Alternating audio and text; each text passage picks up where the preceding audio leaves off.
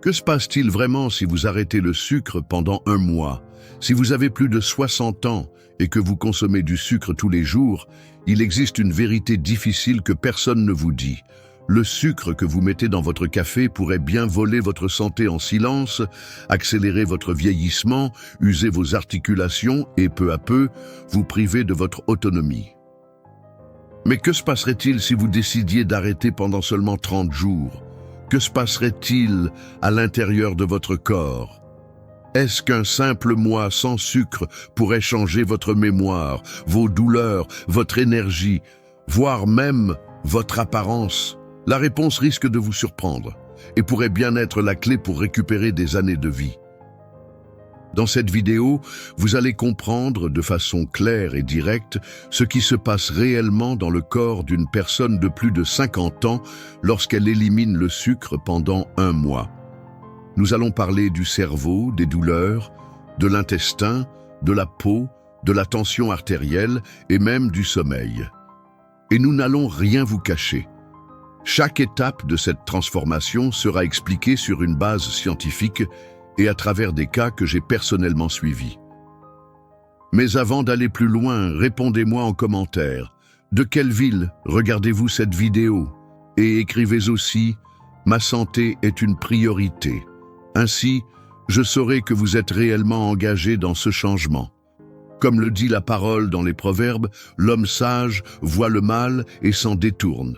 Peut-être que cette vidéo est votre premier pas vers ce chemin. Alors, préparez-vous.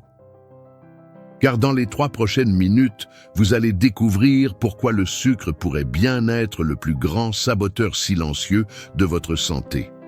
Et ce qui se passe quand vous décidez de le retirer de votre quotidien. La vérité que l'industrie ne veut pas que vous sachiez. Le sucre est devenu aussi courant dans les rayons des supermarchés que le riz ou les pâtes. On en trouve dans le pain, les jus, les yaourts, les sauces tomates, voire même dans le jambon. Et ce n'est pas un hasard. Il y a une raison pour laquelle l'industrie agroalimentaire tient tant à sucrer tout ce que vous consommez. Le sucre crée une dépendance. Lorsqu'il entre dans l'organisme, le sucre provoque une décharge de dopamine, cette même substance responsable du plaisir et de l'euphorie provoquée par des dépendances comme le tabac ou l'alcool. Voilà pourquoi tant de gens ressentent ce besoin irrésistible d'un dessert après le repas ou pensent qu'ils ne peuvent vivre sans sucre dans leur café. Ce n'est pas un manque de volonté, c'est de la chimie, mais cette sensation éphémère a un prix élevé, surtout après 50 ans. Avec le temps, la consommation continue de sucre provoque un état d'inflammation chronique dans le corps. Et cette inflammation est la cause silencieuse derrière de nombreuses douleurs articulaires, la difficulté à perdre du poids, l'hypertension, le foie gras et même les pertes de mémoire. En consultation, j'ai reçu une patiente de 64 ans qui se plaignait de fatigue constante, de douleurs aux genoux et de troubles de la mémoire. Elle pensait que c'était l'âge. Mais il a suffi de supprimer le sucre pendant un mois pour qu'elle me dise, émue, « C'est comme si ma tête s'était réveillée. » Et c'est vrai, son esprit s'est éclairci parce que son corps a commencé à se désenflammer. Comme le dit la parole dans Osée, « Mon peuple périt faute de connaissance. » Ce que beaucoup appellent vieillissement naturel est en réalité le corps qui crie à l'aide en silence. Et l'une des formes les plus sournoises de cette usure, c'est justement la consommation quotidienne de sucre déguisée en petits plaisirs. Les 3 premiers jours sans sucre, le sevrage douloureux. Pendant les 3 premiers jours sans sucre, le corps entre en conflit. L'esprit réclame avec insistance ce qu'il a appris à utiliser comme échappatoire. Il est courant de ressentir de l'irritabilité sans raison, des maux de tête légers ou intenses, de l'anxiété en fin de journée et une envie presque irrépressible de manger du sucré. Certains décrivent cette période comme une véritable crise de manque. Et c'en est une. Ce phénomène n'est pas psychologique, il est physique. Le cerveau, habitué aux pics artificiels de dopamine, réagit à leur absence avec agitation. L'intestin, lui aussi malmené par les excès, tente de se rééquilibrer, ce qui demande beaucoup d'énergie. C'est pourquoi la fatigue augmente. Une patiente de 67 ans, Madame Élise, est venue me consulter après avoir essayé seule de réduire sa consommation de sucre. Le deuxième jour, elle m'a appelé en me disant qu'elle se sentait plus nerveuse, qu'elle dormait mal et qu'elle avait une petite douleur à la nuque. Elle a failli abandonner, mais je lui ai demandé de tenir encore 48 heures. Le quatrième jour, elle m'a dit « On dirait que le brouillard commence à se lever. Cette phase, c'est comme traverser une tempête les yeux fermés. On ne voit pas la sortie, mais on sait qu'on doit avancer. Le corps tente de réapprendre à fonctionner sans la béquille du sucre. Comme le dit le livre de l'Ecclésiastique, la patience vaut mieux que la force. » Et c'est précisément la patience qui sépare ceux qui abandonnent de ceux qui commencent à ressentir les premiers signes de soulagement. Le sevrage est douloureux, car il brise un cycle ancien. Mais cette douleur est la preuve que votre corps a commencé à se battre pour vous. Quand l'envie de tout lâcher se fait sentir, souvenez-vous, ce n'est pas une punition, c'est votre organisme qui tente de se libérer. La première semaine, les premiers signes de lumière apparaissent. Passé le choc initial, le corps commence à envoyer les premiers signaux de soulagement. Le sommeil devient plus profond, le transit intestinal plus régulier, et cette sensation constante de ballonnement commence à diminuer. L'esprit, auparavant embrumé et lent, retrouve un peu plus de clarté. Tout reste encore subtil, mais bien perceptible. Certains disent se réveiller avec plus d'entrain, d'autres remarquent que leur anxiété est moins intense. De petits symptômes auparavant ignorés, comme des douleurs aux mains au réveil ou une sensation de lourdeur dans les jambes en fin de journée, commencent à disparaître sans faire de bruit. C'est comme si le corps respirait enfin. C'est ce qui est arrivé à Monsieur René, 71 ans.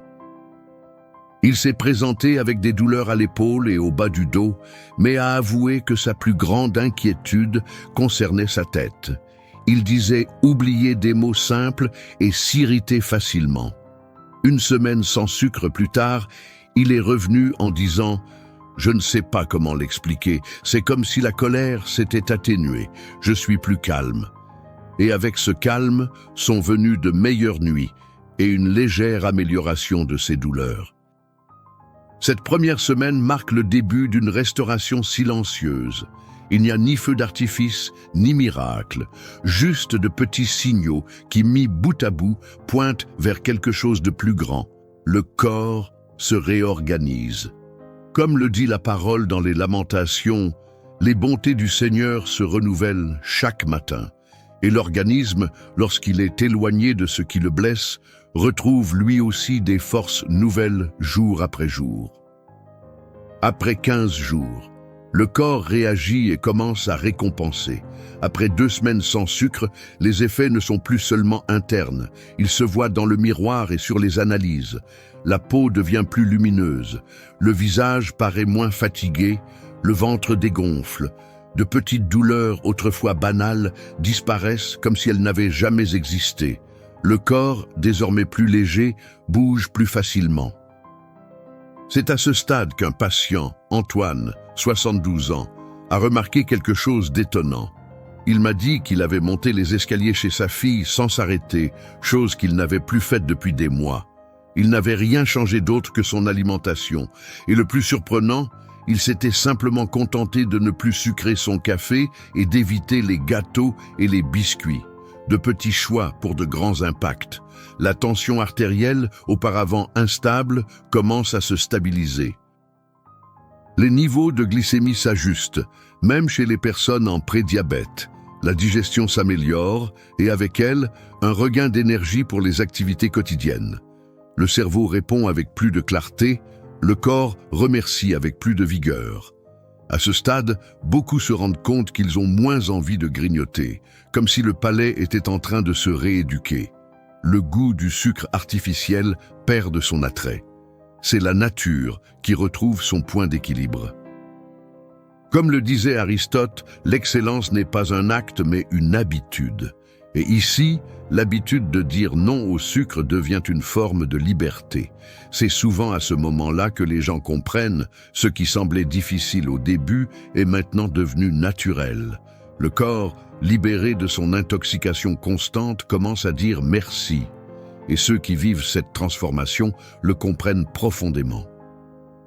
Alors, si vous souhaitez poursuivre ce chemin et que vous ne savez pas encore comment préparer des repas qui aident votre corps à garder cette légèreté, notre guide de recettes pour ne pas tomber malade se trouve dans la description et dans le premier commentaire épinglé. Ce sont des recettes pensées pour ceux qui veulent vivre avec moins de douleur, plus d'énergie et un corps qui coopère avec vous et non contre vous. 30 jours sans sucre. Un nouveau corps et un nouvel esprit. Après 30 jours sans sucre, le corps atteint un nouvel état d'équilibre.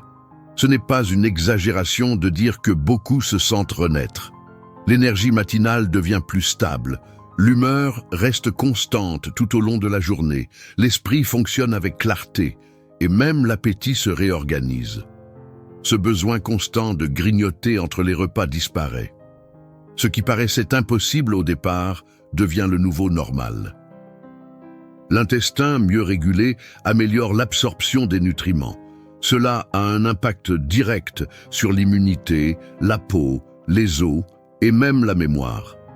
Nombreux sont ceux qui témoignent d'une meilleure concentration, d'une pensée plus rapide, d'une capacité à relativiser. C'est comme si le voile entre eux et la vie avait été levé. Un patient de 69 ans, M. Joachim, m'a même confié qu'après 30 jours, il ne ressentait plus le besoin de faire une sieste après le déjeuner. Pour la première fois depuis des années, il n'avait plus besoin du sucre pour tenir la journée. Et le plus touchant, ses petits-enfants ont remarqué la différence. « Papy est plus joyeux », a dit le plus jeune. De telles petites victoires ne sont jamais dues au hasard. Elles sont le fruit d'un organisme détoxifié, libéré de l'inflammation silencieuse que le sucre entretenait. Comme le dit la parole dans Isaïe, « Ceux qui espèrent en l'Éternel renouvellent leur force. » Et c'est vrai, un corps respecté se régénère. À ce stade, la majorité comprend qu'il ne s'agit pas seulement d'arrêter les sucreries.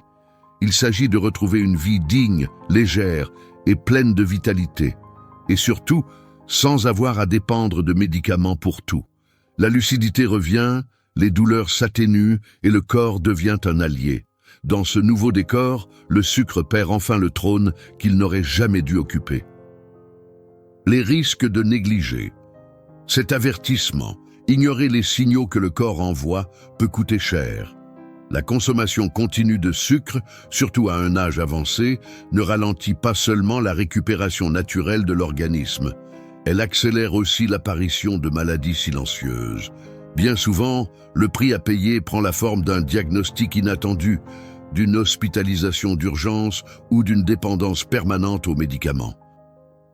Des études récentes montrent que l'excès de sucre est fortement lié à une hausse du risque de développer la maladie d'Alzheimer, aujourd'hui considérée par de nombreux spécialistes comme une forme de diabète de type 3. Un excès de glucose abîme les vaisseaux sanguins, y compris dans le cerveau, et perturbe la communication entre les neurones. C'est comme si, peu à peu, l'esprit s'éteignait. De plus, le sucre contribue directement à l'aggravation de troubles comme l'arthrite, les maladies cardiaques, l'hypertension et même certains types de cancers. Ce qui semble n'être qu'un petit plaisir gustatif sape en réalité les défenses du corps, jour après jour. Et plus on avance en âge, plus l'impact est important. Je me souviens d'une dame de 74 ans, Madame Denise. Elle me confiait qu'elle avait besoin de son petit dessert de l'après-midi, car c'était le seul plaisir qui lui restait. Mais ce plaisir lui coûtait des nuits d'insomnie, des douleurs persistantes aux chevilles et une glycémie de plus en plus instable. Lorsqu'elle a compris que le problème n'était pas le sucre lui-même, mais ce qu'il lui enlevait, sa vision a changé. Il est douloureux de réaliser que ce qui nous console aujourd'hui peut être ce qui nous détruit demain. Comme le dit la parole dans Ézéchiel, le juste prend garde à sa voie pour ne pas trébucher. La décision de continuer ou de changer appartient à chacun, mais les conséquences dépassent largement le contenu de l'assiette. Elles touchent le corps, l'esprit et parfois même les liens les plus précieux avec nos proches. Si vous êtes arrivé jusqu'ici, c'est peut-être que vous ressentez au fond de vous la même inquiétude que tant d'autres avant de franchir le premier pas. Et si c'est votre cas, saisissez ce moment. N'attendez pas une alerte, une douleur insupportable ou un diagnostic redouté. Comme le dit la parole dans les Proverbes, l'homme prudent voit le danger et se met à l'abri. Si vous souhaitez un accompagnement concret pour poursuivre ce changement, consultez notre guide de recettes pour ne pas tomber malade. Il est disponible dans la description et également dans le premier commentaire épinglé. Ce sont des recettes simples, pensées pour celles et ceux qui veulent préserver leur corps, retrouver leur énergie et prendre soin d'eux avec sagesse. Et avant de partir, partagez dans les commentaires. Avez-vous déjà essayé d'arrêter le sucre? Comment cela s'est-il passé pour vous? Votre témoignage pourrait encourager d'autres personnes qui, comme vous, en ont assez de vivre sous le poids de la douleur, des médicaments et de l'épuisement. Que cette décision soit le début de quelque chose de plus grand, car vivre avec plus de légèreté, de clarté et moins de douleur n'est pas un luxe, c'est un droit. Et cela commence par ce que vous choisissez de mettre dans votre assiette.